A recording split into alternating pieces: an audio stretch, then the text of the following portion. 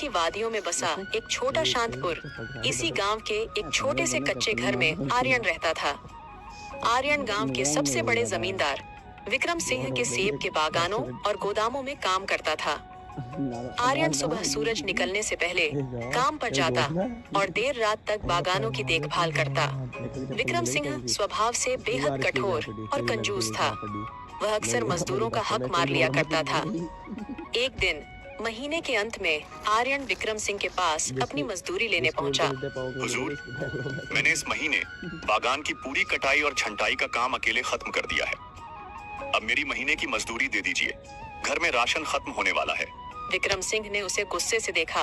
काम समय पर करना तो तुम्हें आता नहीं, लेकिन पैसे मांगने सबसे पहले खड़े हो जाते हो। पिछले हफ्ते जो ट्रक शहर भेजा था, उसमें से 2 पेटियां कम निकली। वह नुकसान तुम्हारी पगार से कटेगा। तुम्हें इस महीने सिर्फ आधी मजदूरी मिलेगी। लेकिन हुजूर, मैंने खुद सारी पेटियां गिनी थी। मैंने अपनी पूरी मेहनत दी है, कृपया ऐसा न करें। जुबान लड़ाता है। ये लो अपनी आधी पगार और कल से मेरे बागान में पैर मत रखना। मैंने तुम्हें काम से निकाल दिया है, निकलो यहाँ से।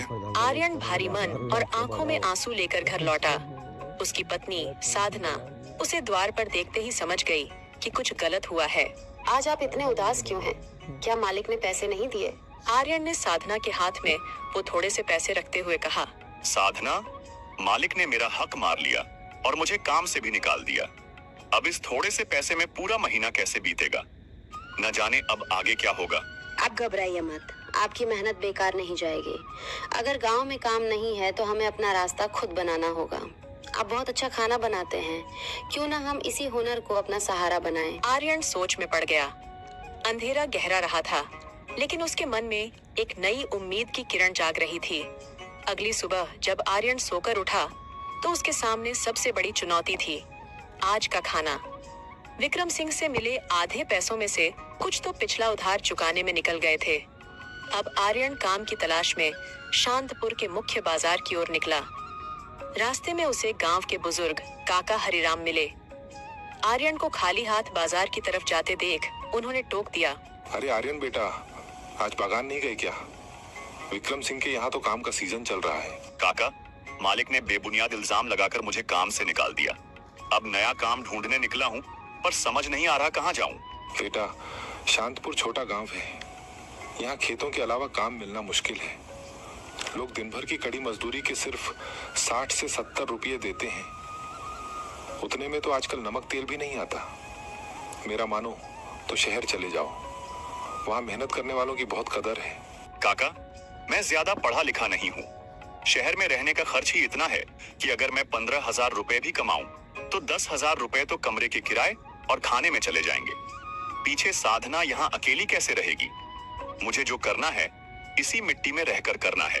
तभी बाजार के चौराहे पर उसे एक लड़का पर्चे बांटता हुआ दिखा। आर्यन ने एक पर्चा लिया जिस पर बड़े बड़े अक्षरों में लिखा था, नया धमाका, पहाड़ी स्वाद ढाबा, अब चखें पहाड़ों का असली जायका। पर्चा बांटने वाले ने कहा, भैया, ये पास में ही नया ढाबा खुला है। हमारे यहाँ का मसालेदार सिड्डू और खड़ी पूरे इलाके में मशहूर होने वाला है, जरूर आइएगा। आर्यन ने मन ही मन सोचा, पैसे तो जेब में नहीं है कि ढाबे पर खाना खा सकूं, लेकिन शायद वहाँ काम मिल जाए। उसने पर्चा बांटने वाले से पूछा, भाई, क्या तुम्हारे मालिक को किसी रसोइये की जरूरत है? मुझे पहाड़ी खाना बनाना बहुत अच्छे से आता है। हाँ भैया, अभी ढाबा नया है तो सेठ जी को मदद की जरूरत तो है। आप जाकर जगत सेठ से बात कर लीजिए। आर्यन तुरंत ढाबे पर पहुंचा। जगत सेठ अपनी गद्दी पर बैठा था। आर्यन ने जाकर अपनी इच्छा जताई। जगत सेठ ने उसे ऊपर से नीचे तक देखा और कहा, खाना बनाना आता है या बस बातें बनाना? देखो, मेरे पास सफाई वाले को देने के लिए 150 रुपए हैं और रसोइये को 250 रुपए।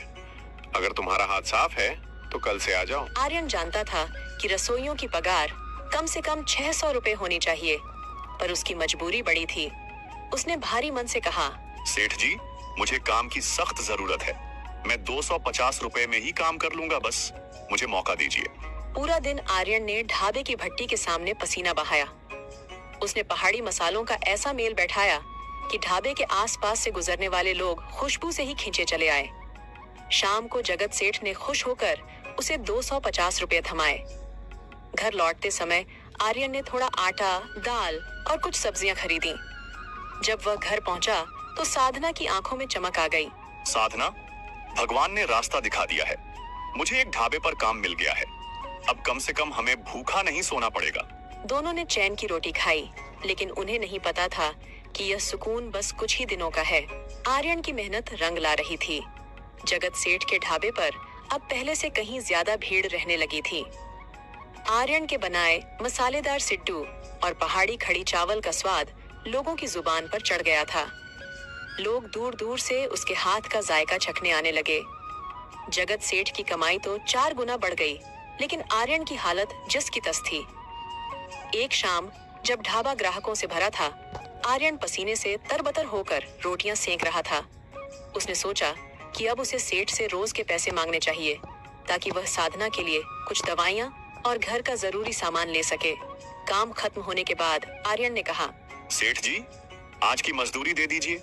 कल साधना की तबीयत थोड़ी ढीली थी, मुझे उसके लिए शहर से दवा मंगवानी है।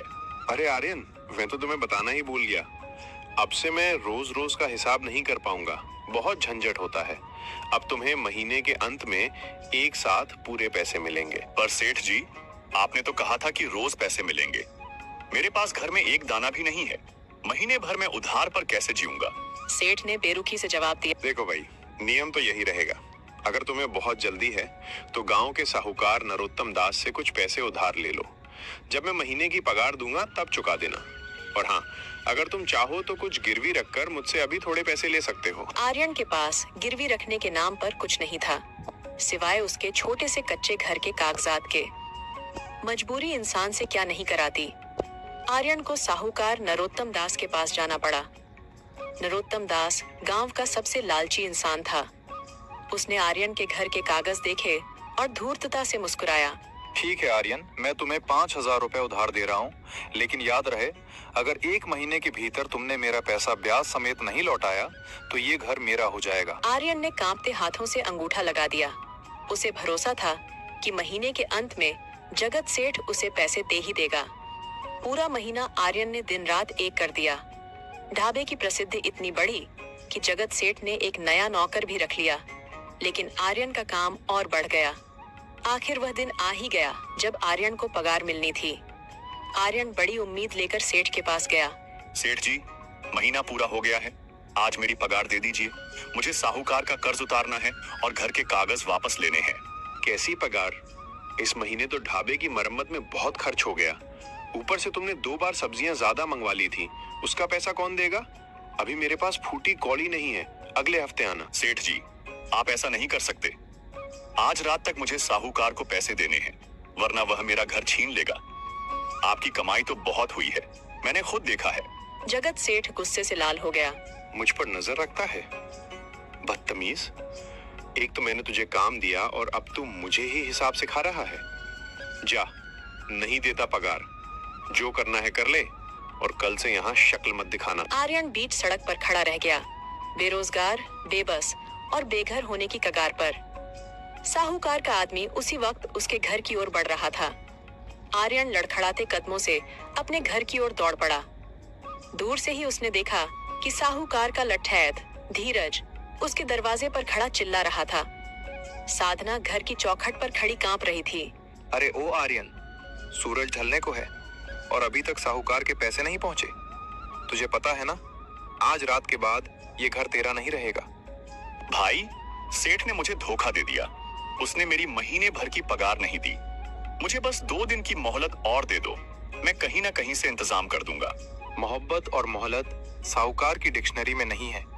कल सुबह अपना बोरिया बिस्तर बांध लेना। यह कहकर वह वहां से चला गया। साधना फूट फूट कर रोने लगी। अब हम कहाँ जाएंगे? मैंने कहा था ना कि इन बड़े लोगों पर भरोसा मत कीजिए। आर्यन अपनी बेबसी पर आंसू बहा ही रहा था कि तभी उसका बचपन का मित्र समीर वहां पहुंचा। समीर पास के गांव में लकड़ी का काम करता था और बहुत ही नेक दिल इंसान था। उसने जब आर्यन की आपबीती सुनी तो उसकी मुट्ठियां बिंज गईं। आर्यन, तू फिक्र मत कर, इतने सालों की हमारी दोस्ती किस काम आएगी। मेरे पास कुछ बचत है जो मैंने अपनी बहन की शादी के लिए रखी थी। उसमें से 5,000 रुपए तू अभी रख और उस राक्षस साहूकार का मुंह बंद कर। समीर भाई, मैं यह उपकार कैसे चुकाऊंगा? उपकार चुकाने की बात मत कर, बस एक वादा कर अब तू इन जालिमों के यहाँ नौकरी नहीं करेगा। तू अपना काम शुरू कर। तेरे हाथों में वो स्वाद है जो बड़े बड़े होटलों में नहीं मिलता। भाई, दुकान खोलने के लिए जगह और साजो सामान के पैसे कहाँ से आएंगे? शुरुआत करने के लिए महल नहीं, बस नियत चाहिए। तेरे घर के बाहर जो खाली जमीन है, वहीं एक छोटा सा छप्पर डाल। लकड़ी और बांस मैं ला कर दूंगा।